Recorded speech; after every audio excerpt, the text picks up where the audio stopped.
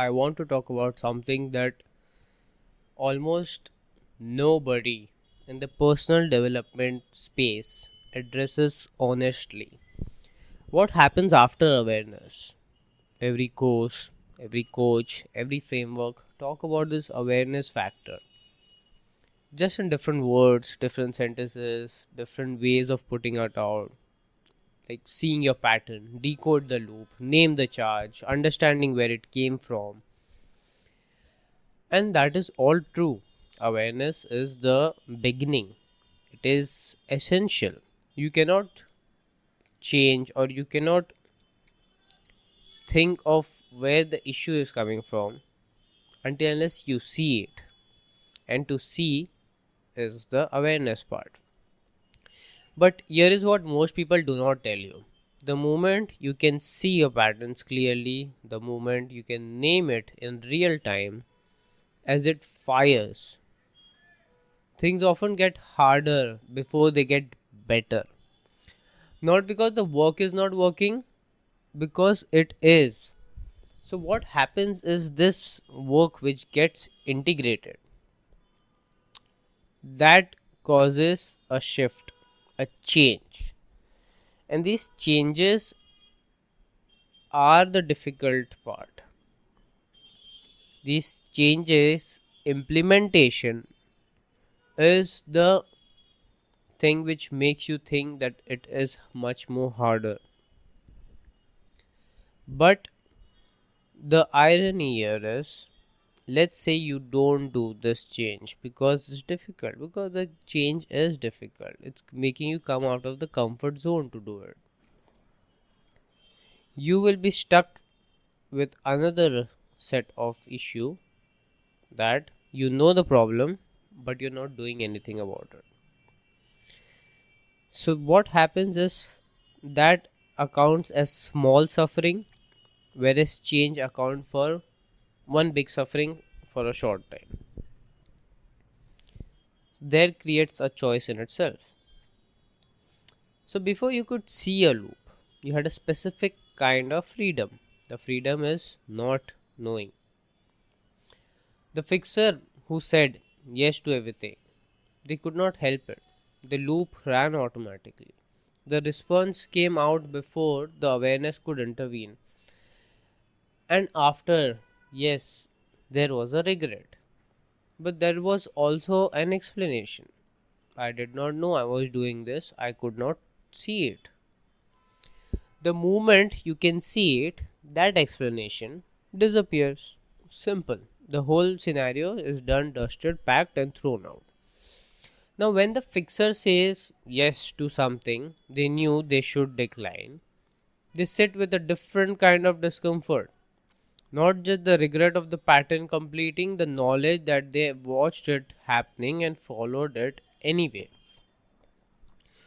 That is not failure. That is the most important phase of the work, but nobody warns you that it's coming. I call that visibility. Visibility tax. The cost of seeing clearly. Every time the pattern fires and you follow it, you know you have to sit with the full awareness of what you choose. Now, here's not what the loop chose, what you chose. So automatically the accountability comes on you now. And for the founder who have built their entire identity around being self-aware, intelligent, growth-oriented, this phase is practically confronting. Because now you cannot hide behind the knowing and the gap between who you understand yourself to be and what you are actually doing in that moment. The gap becomes very loud. The temptation in this phase is to decide the awareness is not helping, to conclude that knowing about the pattern is making it worse and you are the better off before you could see it. That conclusion is the loop talking, not you. Now, in all this, just imagine that you have to create this change. You must be wondering, if this is such a uh, taxing process, why to even do it? I'll tell you why. Because throughout your journey of your life, you pick up any person, most of these people have a late sense of realization towards their extreme edge of their life, generally during post 50s, nearly 60s, that this were all the issues they learn from their experiences, that this whole thing existed, and then they decide to live their life. Because at that point they come to a conclusion that there's no one to prove to, no one to act for. It's high time that you should live their life on their own terms. That's why many of them achieve a random success at that age as well, because their mindset fully changes. But the idea here is, if you can see it from the early hand, let's say in your 20s, the amount of time frame you have to live your life, to create what you really want, is abundant. 30-40 years of easy workability in condition you will be to achieve what you want, with that kind of motivation, that kind of willpower, that kind of body movement. It's very hard to get by. And when you reach at that point and realize it, you feel that you could have started it earlier, and then not to go in that regret zone again. This is where it helps. Now look at it from this angle. Let's say you stay in the loop, okay? There's always the response, like I said. Then you, after some time, you feel okay, you analyze it, you're like, oh, I did this again, and then you pack it up and throw it out. You don't do any awareness, nothing about it. That thing continues throughout your journey of your life. What happens in that? You're making not so real connections. You are trying to live your life for someone else or to prove someone else. The anger is there at times, the frustration is there many times, and it keeps on coming back. But once you see it, once you do the needful, once you do the alignment part, you see all these tendencies come to reduce. And what happens with that? Of course, it affects your life in a beautiful manner. You start getting pure connections, you start leveling the emotions and outburst. I'm not saying it will disappear in its whole, that you will never get angry, you will never get sad. It is supposed to be. You are supposed to get a bit of sad. You're supposed to get a little bit angry. That is the human nature. We are not here to become robots. It's just the energy alignment changes in whole. Now you know what to give your energy to, what to use to build something, how to get the real connection you're looking for, how to not operate from scarcity, from survival. And when all this thing comes into account, you build the bridge, the gap which was always there, that was making you scared to jump forward in your life. And to build that bridge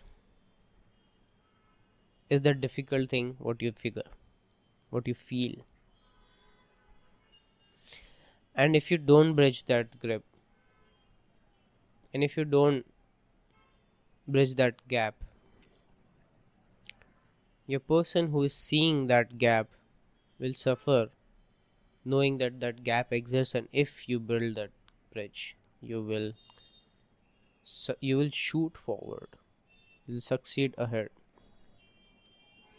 So this goes like an exchanging pattern. Now, here's the mechanism that explains why the post awareness phase is often the hardest. Before awareness, the loop ran in one continuous motion: trigger, emotional things, reaction, completion, one fluid sequence. The energy went somewhere, the charge completed, and then it settled. After awareness, you interrupt that sequence. You see the trigger on your own, you feel the charge rising, you catch it, and then sometimes you cannot complete the interruption. The charge is still there, the loop still wants to be completed, but now you're holding it consciously. And in that gap between the trigger and the reaction, that is uncomfortable in a way that the automatic completion was not. Because the automatic completion at least moved the energy somewhere, the interruption holds it in suspension. And sometimes, especially in the early stage, the holding is harder than the reacting was. That is the difference. But the crucial part that needs to be understood is this holding is a bit of a training phase for a limited time only.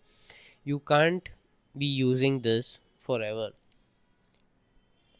And by what do I mean by that? Wouldn't you be returning to the original reaction pattern? No. Once you consciously start interrupting it, you rewire a bit of the way you do things, and it affects in every region of your life. The way you're driving, the way you're talking to someone, the tone, the way you're addressing a fight in a relationship, the way you are talking to someone who doesn't understand your idea, the whole response and the way you address it changes automatically. And that short duration, that is what you have to make sure. Because if you're holding it in forever, that is the worst thing you can do. It's not about holding it in, it's about training that there is an alternate response available. Once you do that, the holding of these things becomes automatic and natural. So that means you don't have to consciously put energy every time to not shout at anyone. No, it doesn't work like that. The way you will react, the options you will have to react will be automatically planted in your subconscious now. That no, angrily shouting at someone is not the only thing. You can take it calmly now. If you used to shout and throw things around like maniac before, now you won't. Maybe you have a sponge ball and you'll start pressing it. So the way you react changes altogether. Sometimes you just take it funnily now. These things don't bother you at all. And that is the calmness one tries to achieve through this. And then that energy which was always used up in bursting out or controlling is totally channeled to something greater than yourself as well, greater than something what you believe in.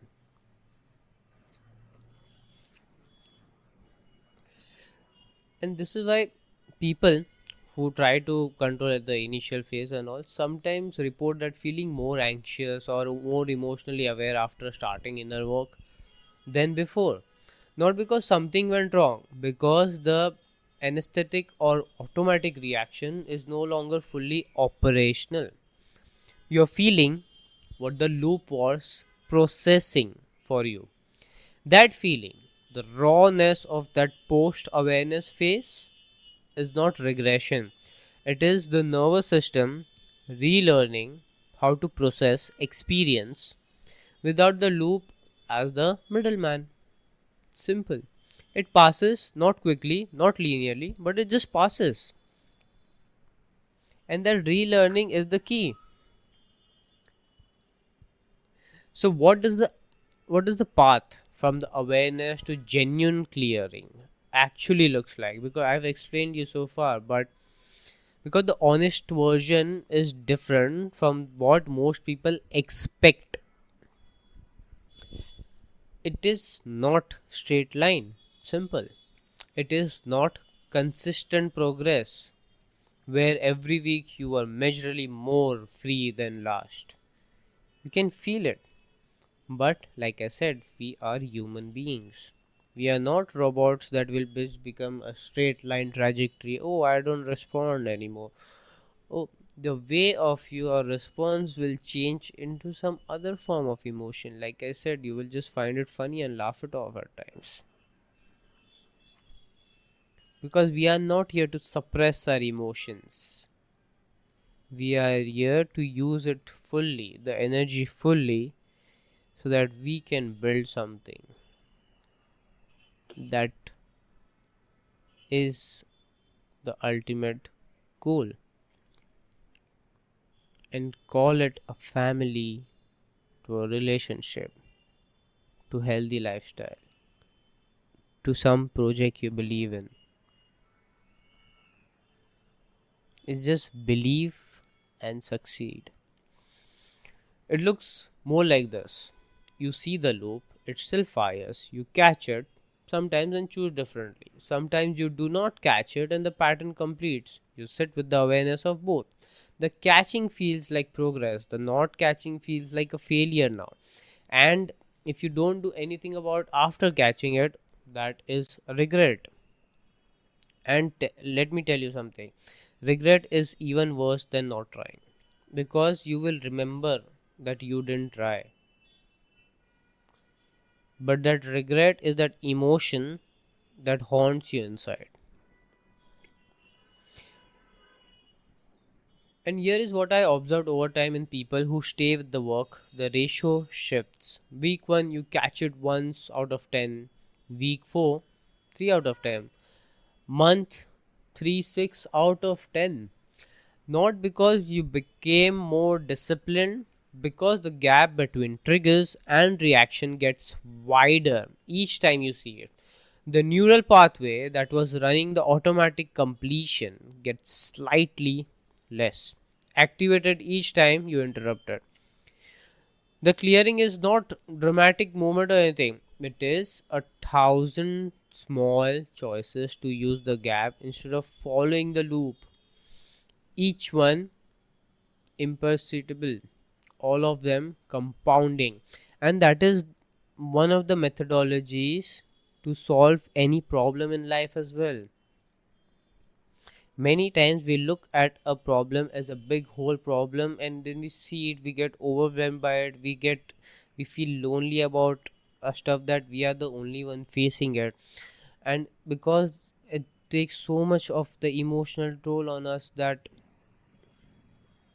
we are stuck with that problem, but we are not able to solve it. But imagine breaking down a big problem into small thousand pieces and solving them one by one. That is the way, that is the most effective way. Now that big problem has become very tiny, small thousand problems.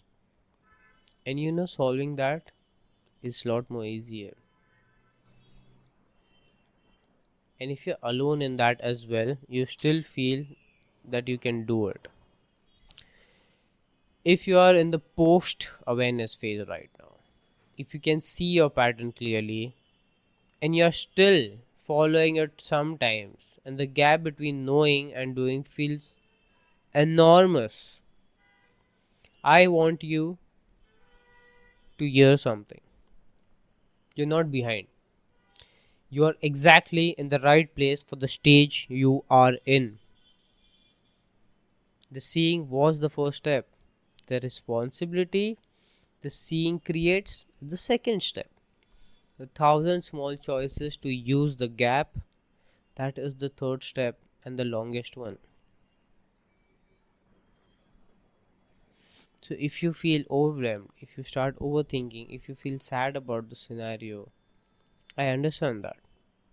I was there too. And I still feel at times. But of course, the overall percentage has been reduced, the ratio has gone down. But that quotient of solving it alone, seeing it, and not coming from the point of judgment, because you are not here to judge yourself, it was your experiences that you have created so much in your life. And the best part is, you have learned so much. Many things which must have happened in the life. Just look back at them again, the bad, the good. Think of the things that you learned from it, or think of it in a manner that there was some kind of learning associated, and then see what was that learning. See what was the pattern. Because if something is happening, it's not a coincidence, it is universe teaching you something. Because everyone is a special child in their own, and everyone has a different pathway. It just, are you seeing it, is the most important. Are you aware? Nobody moves through step 3 quickly, not because they are weak, because neural rewiring, actual physical measurable rewiring of pathway that were running the pattern, takes consistent application over time. So be patient with yourself in the face, not permissive, patient. And there's a difference. Permissive says, I followed the loop again, I suppose that is just how I am. Patient says, I followed the loop again, I see it, I will use the gap next time. I'll try to use the gap as soon as this pattern emerges. That distinction is everything. And the fact that you learn patience in this is the most important element and the most difficult to master element in today's time. And this high pace of everything, learning patience is most difficult, I can say, because I have learned it through hard way. So even when your outer life cycle is a bit fast paced, the patient in turn teaches you to be calmer inside first. And when you are calmer inside first, to address the high fast paced things in external life becomes much more easier. And that calmness also together helps you not react from the loop itself. That whole thing creates a scenario of that gap where you have the option to choose now the way you react, the way you respond. Now you understand the whole cycle of it. So if you want to understand exactly where you are in this process and what the most effective next step looks like for you, for your specific loop, that is exactly what the conversation after the free video is for. Watch the video, fill in the form. If it resonates, we talk.